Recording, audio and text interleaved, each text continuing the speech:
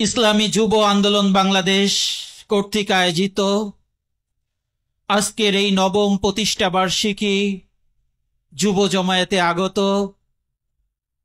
যুব আন্দোলনের ঢাকা বিভাগের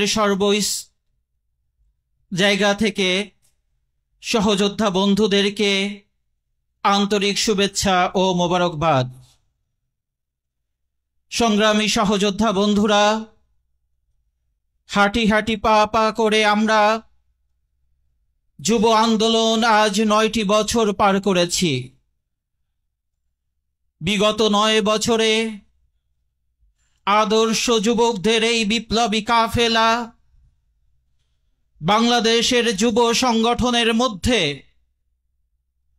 প্রথম শ্রেণীর আদর্শবান এবং সাহাবা একরামের অনুসরণে এক বিপ্লবী কাফেলার রূপ লাভ করেছে।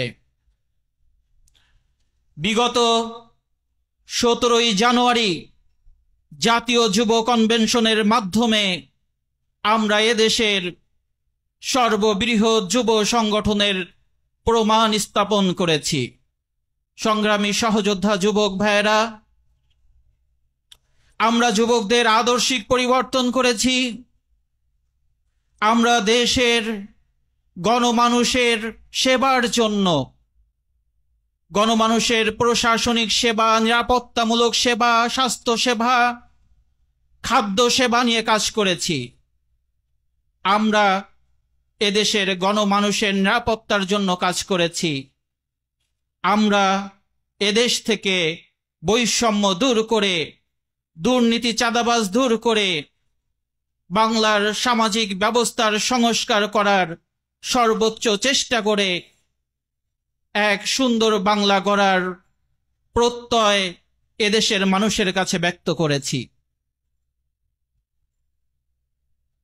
আমরা বিগত ৫৪ বছরে যে আমাদের স্বাধীনতার উদ্দেশ্য ছিল, স্বাধীনতার লক্ষ্য ছিল সাম্য, মানবিক মর্যাদা, সামাজিক ন্যায় বিচার।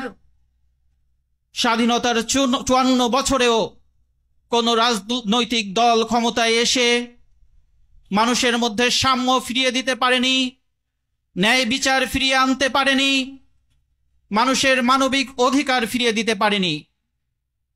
বিগত ১৬ বছরে ফ্যাসিস্ট সরকার এই বাংলাদেশকে আরো তলানিতে নিয়ে দাঁড় করিয়েছিল। যখন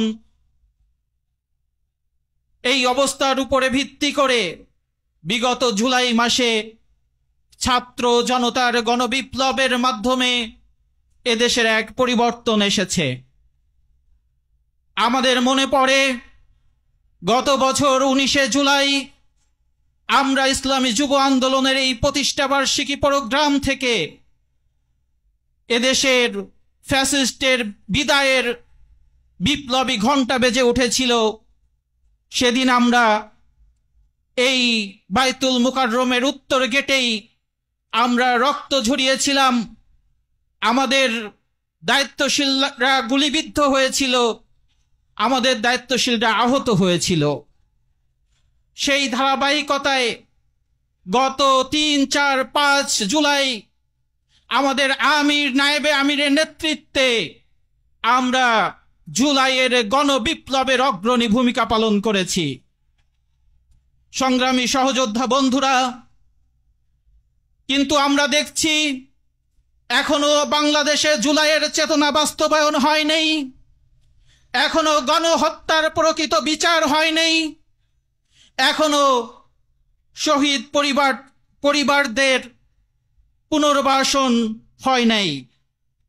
এজন্য আমরা বর্তমান উপদেষ্টা পরিষদকে জানাতে চাই, রাষ্ট্রের উপদেষ্টা পরিষদ, আমরা যে জন্য জুলাইয়ের অভ্যুত্থান সংগঠিত করেছিলাম, আমরা বৈষম্য দূর করতে চেয়েছিলাম, আমরা দুর্নীতি দুঃশাসন দূর করতে চেয়েছিলাম, কিন্তু এখন যে সমস্ত দল দুর্নীতি দুঃশাসন চাঁদাবাজ আবার প্রতিষ্ঠিত করতে চাচ্ছে, তাদেরকে আমাদের কঠোর হাতে দমন করতে হবে। সাথে সাথে আমরা বৈষম্য ইনসাফ এবং কল্যাণ ভিত্তিক রাষ্ট্র প্রতিষ্ঠার জন্য দৃঢ় প্রত্যয় জানাচ্ছি এবং বৈষম্য দূর করতে হলে, ইনসাফ ভিত্তিক কল্যাণ রাষ্ট্র প্রতিষ্ঠিত করতে হলে আগামী সংসদ নির্বাচন পিয়ার পদ্ধতিতে করতে হবে। কারণ আমরা আমাদের প্রত্যেকের ভোট অধিকারের মূল্যায়ন চাই। আমরা আর চাই না যে আমাদের ভোটের যথাযথ মূল্যায়ন না হোক। এ কারণে পিয়ার পদ্ধতিতে নির্বাচন সংগঠিত হলে আমাদের সকলের ভোটের যথাযথ মূল্যায়ন বাস্তবায়িত হবে।